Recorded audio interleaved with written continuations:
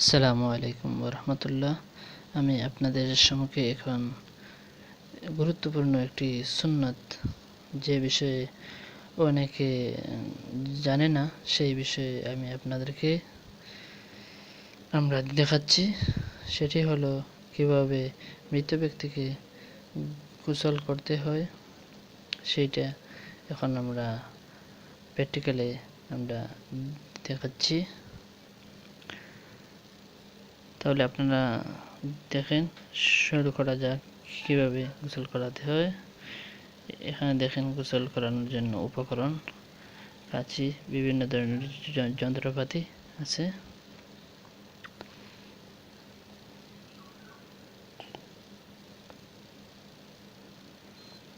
এখানে আপনারা দেখতে পাচ্ছেন বড়ই পাতাকে চূর্ণ করা। আপনারা এখানে দেখতে পাচ্ছেন কর্পূর চূর্ণ করা, তা 1 গ্লাস দিবেন। বড়ই পাতাও 1 গ্লাস দিবেন। এখানে প্রথমে মুখে মাস্ক ব্যবহার করতে হবে।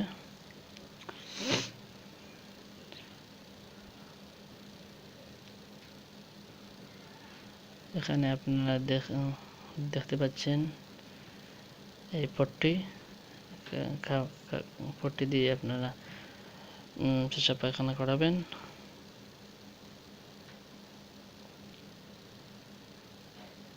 এখানে কাপড় দিয়ে দেখানো হচ্ছে।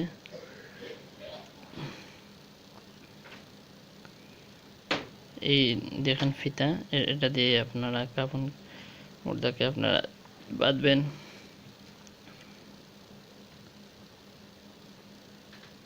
পট্টি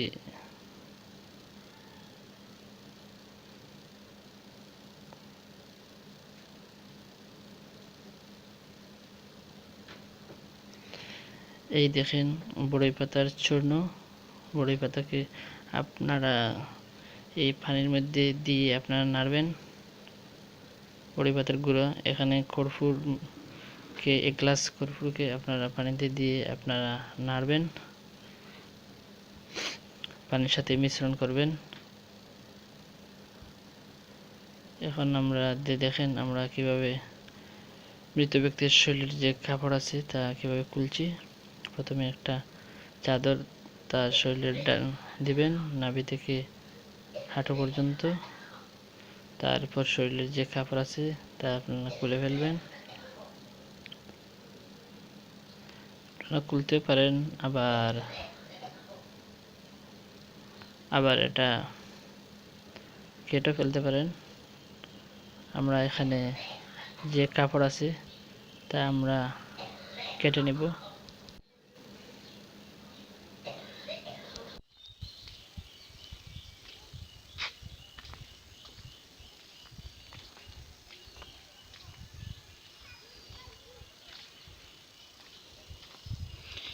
এখন আমরা কাঁচি দ্বারা মুর্দার কাপড়কে আমরা কেটে ফেলছি। দেখেন, তবে খুব সতর্কতার সাথে কাটতে হবে, যাতে করে নাভি থেকে হাঁটু পর্যন্ত কোনো কিছু যাতে বের না হয়, পর্দার সাথে কাটতে হবে।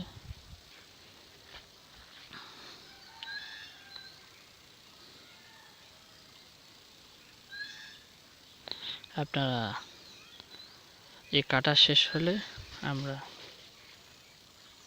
গোসল করাবো।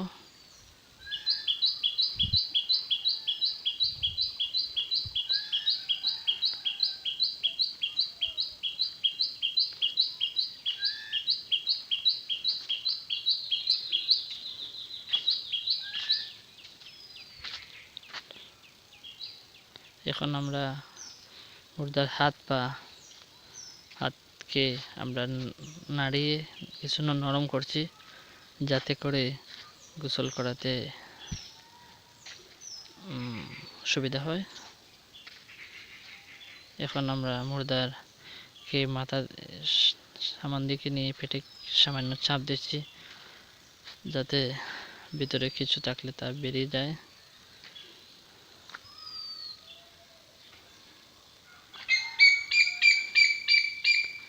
এখন আমরা হাতে পট্টি বেঁধে আমরা মৃত ব্যক্তির আমরা মুর্দার পায়খানার রাস্তায় আমরা পরিষ্কার করব। দেখেন আমরা পরিষ্কার করছি, সাথে পানিও ব্যবহার করছি। তবে খুব সতর্কতার সাথে, ভিতরে দেখা যাবে না, সতর্কতার সাথে করতে হবে। পানি দিচ্ছি এবং সামনের রাস্তা পরিষ্কার করছি। পরিষ্কার করুন শেষ। এখন আমরা উজু করাচ্ছি।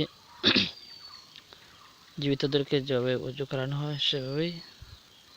প্রথমে আমরা হাত কবজি পর্যন্ত ধৌত করছি।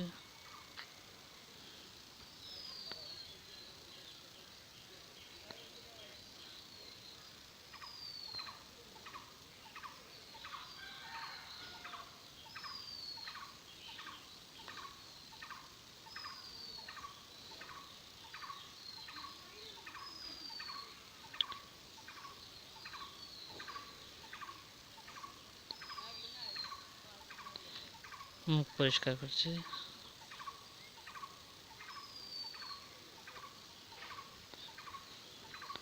মুখ ধৌত করছি আমরা, দেখেন।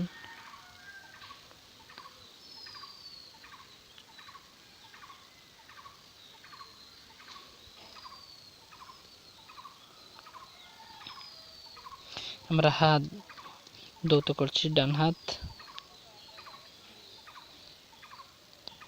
বাম হাত এখন ধৌত করছি।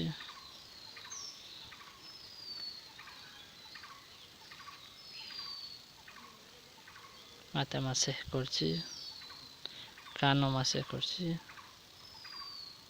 এখন আমরা পা ধৌত করব।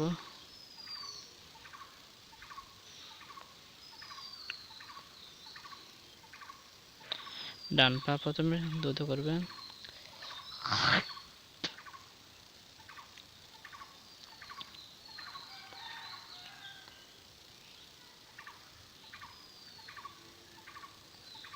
এখন আমরা গোসল শুরু করছি। প্রথমে মাথার দিক দিয়ে শুরু করবেন।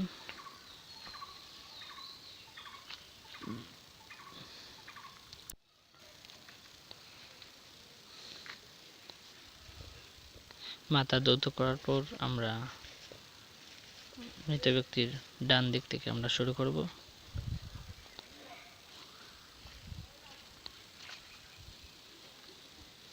এখন আমরা ডান দিক থেকে শুরু করছি গোসল।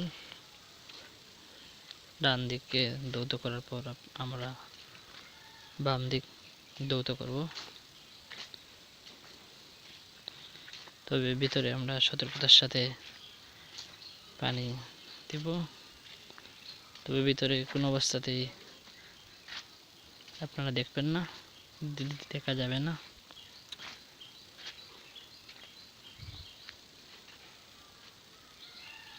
এখন আমরা ডান দিকের যে অংশটুকু ভিতরে ছিল তা পরিষ্কার করছি।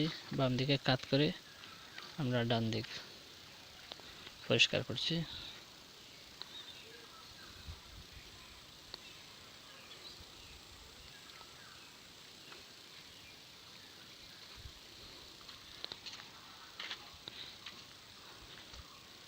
এখন আমরা বাম দিক পরিষ্কার করব।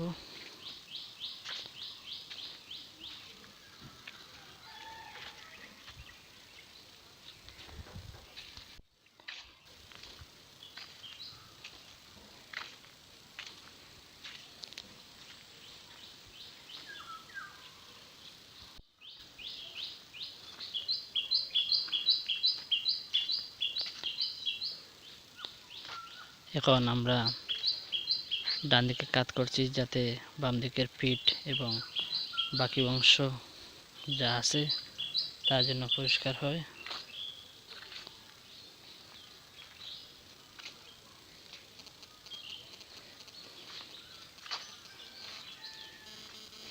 এখন একবার শেষ হলো।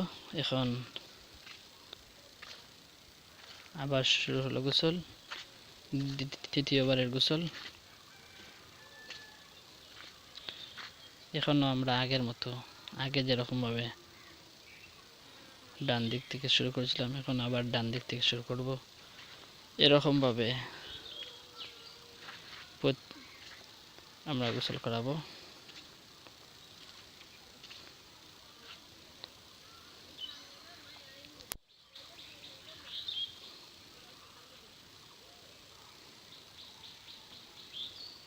এখন আমরা বাম দিকে কাত করছি, যাতে পিঠ এবং অন্যান্য অংশ, যে অংশ দ্রৌতকরণ আগে করা যাচ্ছিল না, সেই অংশ আমরা দ্রৌত করছি। এখন আবার বাম দিক দিয়ে শুরু করলাম।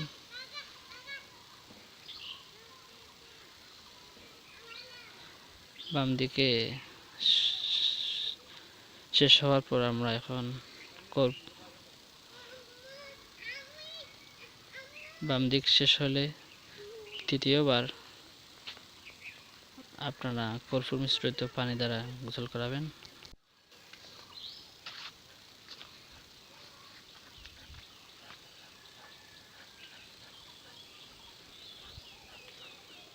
আমরা কর্পূর মিশ্রিত পানি দ্বারা আমরা গোসল শুরু করছি।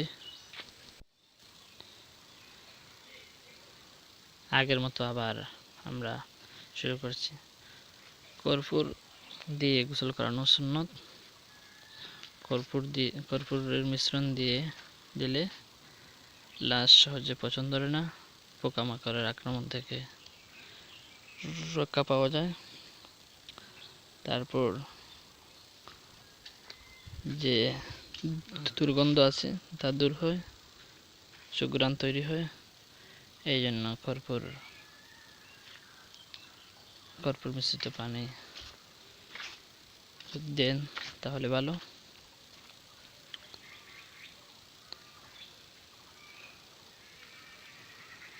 ডান দিক শেষ, এখন আমরা বাম দিক থেকে শুরু করব।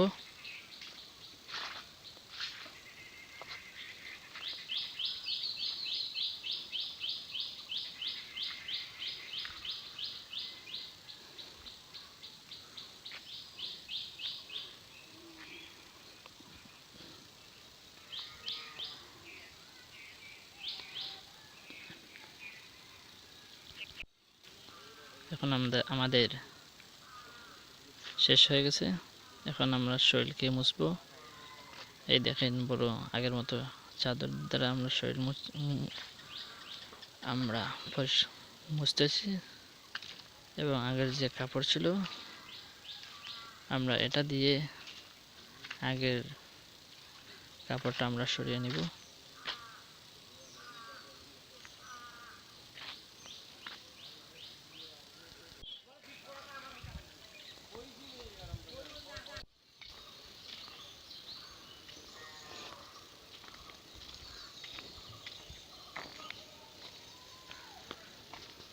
এখন আমরা একটি যন্ত্র দ্বারা মৃত ব্যক্তিকে আমরা কাফন পরানোর জন্য আমরা এখান থেকে সরিয়ে নেব।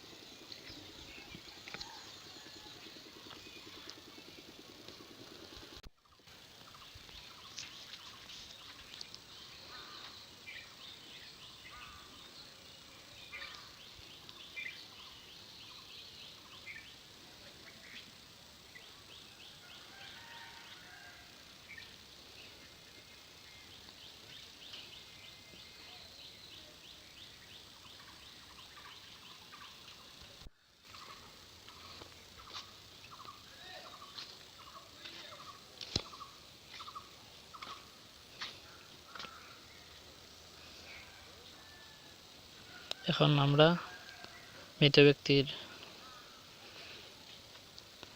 কে কাফন পরাবো। তার আগে আমরা মৃত ব্যক্তির সেজদার অঙ্গগুলিতে আমরা আতর মাখবো। দেখেন প্রথমে কপালে আমরা আতর মাখছি, তারপর হাত এর পাতায় আতর দিচ্ছি,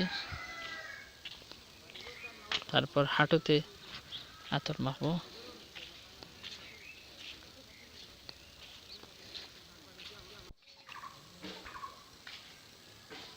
এখন আমরা পায়ের পাতায় আতর মাখছি। আতর মাখা শেষ হওয়ার পর আমরা